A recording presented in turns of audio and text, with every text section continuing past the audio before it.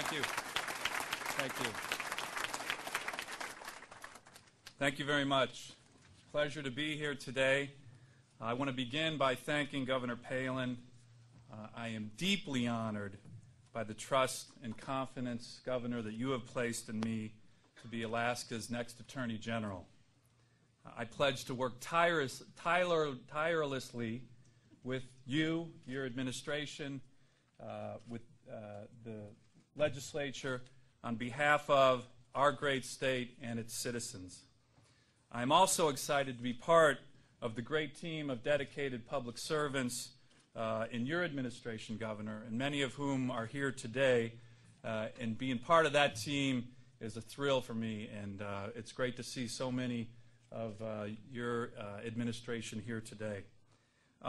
You and your team have already accomplished much for this state, and as you mentioned, the future is looking brighter every day. Mr. Speaker, sir, it's a pleasure finally to get to meet you and some of the other members of the legislature, Representative Olson, Senator Wagner. Working closely with the legislature is an important part of the Attorney General's responsibilities, which I take very seriously. And in fact, my first official act in this position will be sending out letters to all of Alaska's legislators to talk to them, to mention how seriously I take that responsibility, and to indicate how interested I am to meet with them soon to hear what their issues are, their concerns are. So, sir, I take that responsibility very seriously. Finally, although there are many prominent Alaskans in today's audience, I'd like to personally recognize two.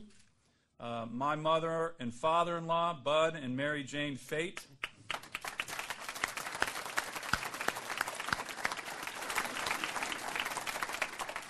Two wonderful Alaskans who have spent their lives in service to this state and its people. So I know that some of you are asking, and clearly I know our friends in the media will certainly be asking, who is this Dan Sullivan?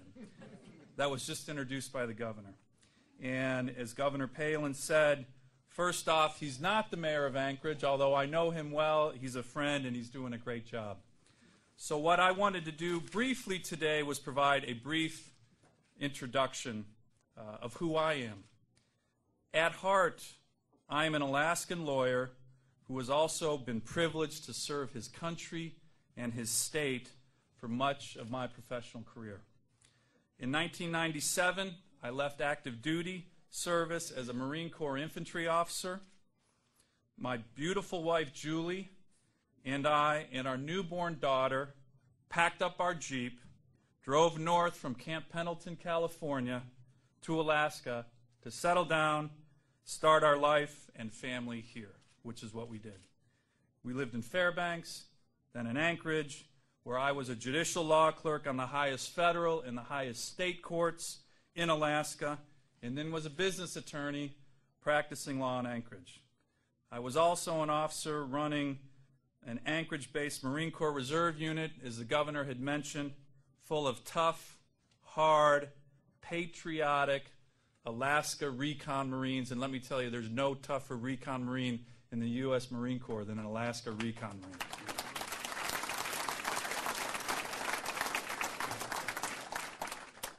So life was good. Our family was growing. We were blessed with 2 more daughters. And then, as the governor mentioned, a big event occurred in my life, as it occurred in all of our lives. The terrorist attacks of September 11th happened, and like thousands of other Americans, I took a step back and reevaluated what I was doing in my professional life, like thousands of other Americans. And thus began our journey, the journey of my wife and my family, who have been unbelievably patient, I think is a good word, where our journey began outside of Alaska, where I served as an official on the National Security Council staff at the White House. I was a Marine recalled to active duty for a year and a half, and was a U.S. Assistant Secretary of State in charge of global energy and economic issues. But we always knew that we would return to Alaska. So finally, I'd like to conclude with just 2 points with regard to the AG position, the Attorney General position. As Alaska's next Attorney General, I know that our state faces many challenges and opportunities: reducing crime at home, ensuring integrity in our public process, realizing and defending our rights as a state in the federal system, getting our gas to market, and producing energy. As an Alaskan lawyer, Marine, diplomat, I am ready and eager to use whatever skills and tools are appropriate and necessary to help our state achieve success in all of these areas. I am also clear on what my role is within the state government system. I am the governor's top legal advisor. I have important responsibilities with regard to the legislature, but my highest responsibility and duty as the Attorney General are to the laws and the Constitution of the state of Alaska, and I know the governor would not want it or have it any other way. Governor Palin, thank you again for this honor. As you can probably tell, I can't wait to get started. Thank you.